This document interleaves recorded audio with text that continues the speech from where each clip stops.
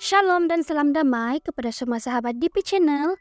Hari ini, petikan Injil yang ingin saya kongsikan diambil daripada kitab Markus bab 6 ayat 7 hingga 13.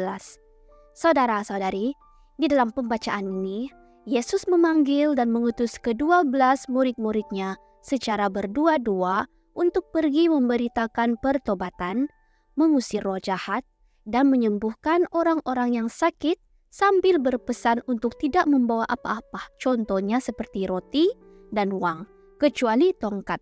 Serta jika ada tempat dan orang yang tidak mau menerima dan mendengarkan mereka, maka Yesus mengarahkan mereka untuk pergi dan tinggalkan orang dan tempat itu. Saudara-saudari, message Injil yang disampaikan saat ini sangat jelas, yaitu pengutusan.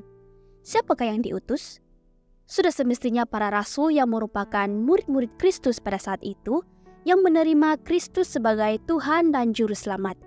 Saudara-saudari, sadarkah kita bahwa kita juga merupakan pengikut dan murid kepada Kristus apabila kita menerima Kristus sebagai Tuhan dan Juru Selamat dan memberikan diri kita dibaptis melalui gereja yang kudus, Katolik dan Apostolik yang Yesus dirikan dan berikan kepada para rasulnya sebagai penerus untuk tujuan penyelamatan jiwa sehingga akhir zaman kelak. Saudara-saudari, di dalam pembaptisan kita juga turut diutus dan dijadikan imam, nabi, dan raja yang berkongsi misi yang sama dengan semua para murid-muridnya yang pertama, termasuk Kristus itu sendiri. Ya, dengan kata lain, selepas kita dibaptis, kita berkongsi misi yang sama dengan Yesus, dan perkara ini ditegaskan di dalam ajaran resmi Gereja Katolik di dalam dokumennya, yaitu Katekismus Gereja Katolik ataupun KJK. Yesus Kristus diurapi oleh Bapa dengan Roh Kudus dan dijadikan imam, nabi, dan raja. Seluruh umat Allah mengambil bagian dalam ketiga jabatan Kristus ini dan bertanggung jawab untuk perutusan dan pelayanan yang keluar dari dirinya. KJK 783. Orang yang sudah dibaptis menjadi batu hidup yang dipergunakan untuk membangun rumah rohani dan imamat kudus. 1 Petrus 2 ayat 5. Oleh pembaptisan mereka mengambil bagian dalam imamat Kristus dalam perutusannya sebagai nabi dan raja. Mereka adalah bangsa yang terpilih, imamat yang rajani, bangsa yang kudus, umat kepunyaan Allah sendiri, supaya mereka memberitakan perbuatan-perbuatan yang besar dari Dia yang telah memanggil mereka keluar dari kegelapan kepada terangnya yang ajaib. Pembaptisan memberi bahagian dalam imamat bersama umat beriman. Oleh karena itu, saudara-saudari, di dalam Injil kita melihat bagaimana para murid-muridnya menghidupi perutusan mereka seperti imamat, yaitu apabila mereka mengusir roh-roh jahat melalui doa di dalam nama Kristus, karena imam ialah seorang pendoa dan merupakan seorang pengantara kepada Tuhan.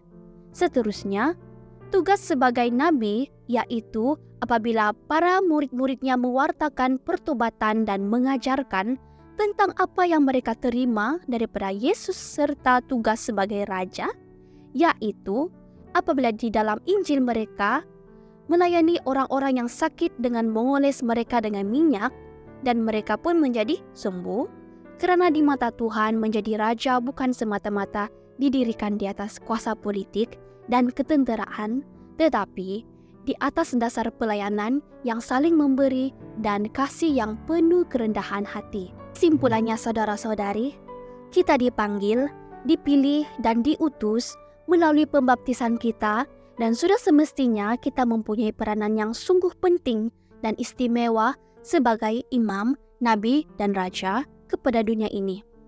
Percayalah saudara-saudari, dunia ini menawarkan kita kesenangan, tapi kita bukan dipanggil untuk hidup kesenangan duniawi ini, tetapi kita dipanggil untuk melakukan perkara yang hebat. Dunia memerlukan seorang pendoa yang sejati. Dunia memerlukan seorang yang dapat bersaksi dalam kebenaran, dan dunia ini memerlukan seorang pemimpin yang sebenar, dan orang itu adalah kita. Dan perkara ini hanya akan berjaya jika kita benar-benar hanya bergantung dan berharap kepada rahmat Tuhan sebagai tongkat. Kita di dalam perjalanan hidup ini seperti yang Tuhan Yesus sabdakan. Jangan membawa apa-apa di dalam perjalanan kecuali tongkat. Tuhan memberkati.